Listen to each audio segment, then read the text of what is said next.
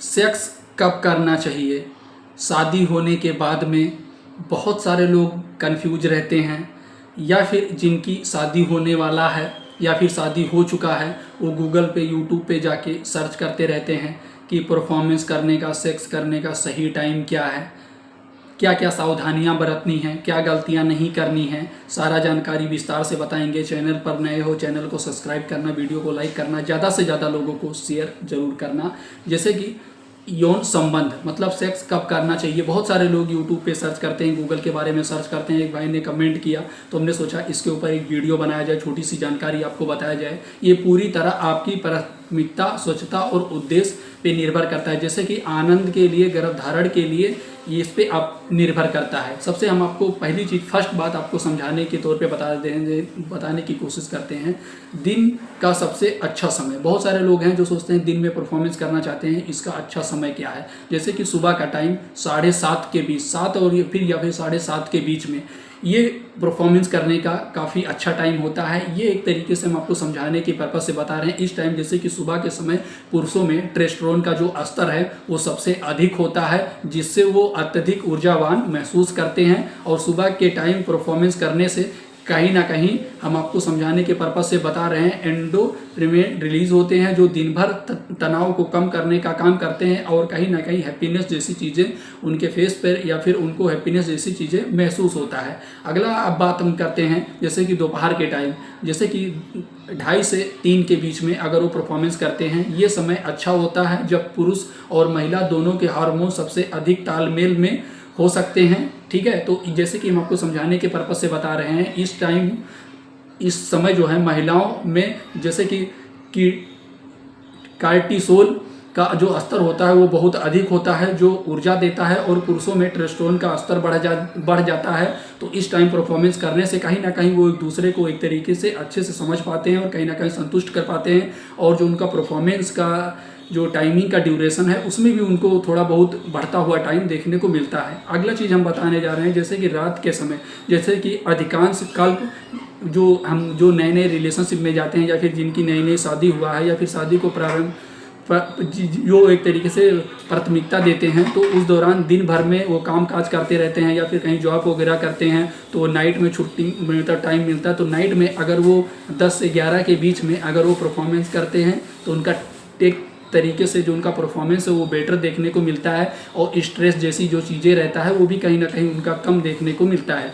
अगली चीज़ मैं आपको समझाने के पर्पज़ से बता रहा हूँ, जैसे कि गर्भधारण के लिए सही समय क्या है। मतलब अगर कोई लेडीज़ प्रेग्नेंट होना चाहती हैं तो उनको किन किन बातों का ध्यान रखना है। जैसे कि अगर माता पिता बनने की योजना बना रहे हैं तो ये बात आपके लिए बहुत इंपॉर्टेंट होने वाला है, ये चीज़ आप समझ लीजिए। जैसे कि ओव्यूलेशन, जैसे कि सबसे अच्छा समय ओव्यूलेशन के दिन, जैसे कि उससे 2 से 3 दिन पहले होता है। इस तौर पे आम तौर पर पीरियड शुरू होने से पहले 12वीं से 16वीं दिन के बीच में होता है। ठीक है, अब हम आपको समझाते हैं। जैसे कि गर्भधारण की संभावना बढ़ाने के लिए हर एक दिन में आपको परफॉर्मेंस करना चाहिए, और अगर आप अगर आप एक दिन में एक बार परफॉर्मेंस करते हैं ना, तो कहीं ना कहीं अगर आप 30 दिन के तक अगर आप कंटिन्यू परफॉर्मेंस करते हैं तो उसमें कहीं ना कहीं जो प्रेग्नेंट होने का चांस रहता है वो काफ़ी ज़्यादा देखा जाता है। अब हम आपको बता देते हैं पीरियड के अनुसार। ठीक है, अब हम आपको जैसे कि पीरियड के बाद में या पीरियड ख़त्म होने के बाद में तुरंत परफॉर्मेंस करना, सेक्स करना एक तरीके से सुरक्षित माना जाता है। हालांकि अगर हम आपको समझाने के पर्पज़ से बता रहे हैं, अगर कोई लेडीज़ हैं या फिर पुरुष हैं वो चाहते हैं कि उनकी वाइफ प्रेग्नेंट ना हो तो उनके लिए कंडोम बहुत सेफ है, तो वो कंडोम का एक तरीके से यूज कर सकते हैं पीरियड ख़त्म होने के बाद में अगर वो परफॉर्मेंस करना चाहते हैं। अब बात करते हैं प्रेगनेंसी के दौरान सेक्स करना, परफॉर्मेंस करना, क्या यह सही है। तो सबसे पहली चीज़ मैं आपको इंपॉर्टेंट बात बता देता हूँ। अगर मान लीजिए आपकी वाइफ हैं, वो 2 मंथ हो गया उनका प्रेगनेंसी का, तो उस दौरान आपको किसी एक तरीके से डॉक्टर से या फिर कोई लेडीज नर्स से या फिर किसी अच्छे डॉक्टर से इसके विषय के बारे में आपको वहाँ से जानकारी लेनी चाहिए, और जो भी आप पूछना चाहते हैं या फिर समझना चाहते हैं वहाँ से आप अपनी बात को रख करके आपको डिटेल से वहाँ से जानकारी मिल सकता है। या फिर अगर आपके जननांगों से, प्राइवेट पार्ट से किसी प्रकार की कोई दिक्कत समस्या है तो आप इसके बारे में भी आप अपने डॉक्टर से, आप अपने फार्मासिस्ट से जानकारी ले सकते हैं।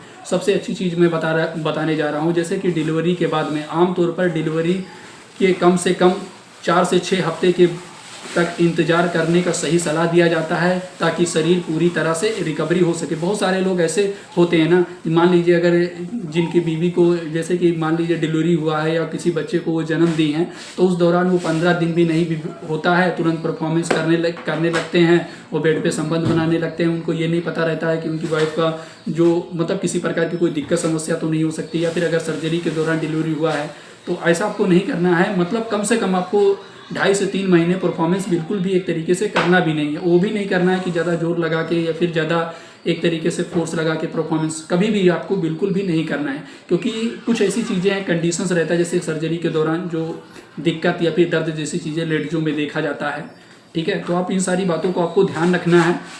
और जो मैं आपको एक अच्छी चीज़ बताने जा रहा हूँ, बहुत सारे लोग हैं जो कमेंट में पूछते हैं कि एक दिन में कितनी बार सेक्स करना चाहिए, या फिर बोलते हैं मेरी नई नई शादी हुआ है, मेरा बहुत ज़्यादा मन कर रहा है, मेरी वाइफ का मन नहीं कर रहा है परफॉर्मेंस करने से, मतलब परफॉर्मेंस करने का। तो इस टॉपिक पे भी मैं आपको छोटा सा बात समझा देता हूँ। जैसे कि सेक्स ये इसकी कोई संख्या नहीं है या फिर इसकी कोई सीमा नहीं है कि आप एक दिन में 3 से 4 बार करिए, 5 बार करिए, ऐसा कुछ भी नहीं है। अगर आप दिन में 1 से 2 बार करते हैं ना, तो आपका परफॉर्मेंस कहीं ना कहीं बेटर जाएगा और आपकी शरीर, आपकी हेल्थ और आपकी फिटनेस काफ़ी ज़्यादा आपको हेल्दी देखने को मिलेगा। बहुत सारे लोग ऐसे होते हैं जो दिन में 3 से 4 बार परफॉर्मेंस करना चाहते हैं, तो वो सोचते हैं कि अब तो बस नई नई शादी हुआ है, बस उसी पे वो एक तरीके से उसका मन उसी पे रहता है।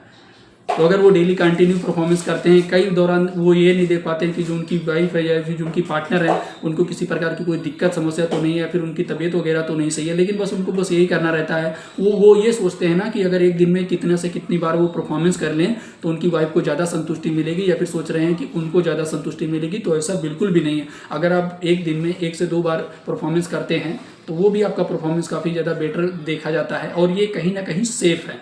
ठीक है, ऐसा छोटी सी जानकारी आपको समझ में आया होगा। चैनल पर नए हो सब्सक्राइब करना, वीडियो को लाइक करना, ज़्यादा से ज़्यादा लोगों को शेयर जरूर करना। ये वीडियो जानकारी उद्देश्य के लिए, जानकारी पर्पस के लिए।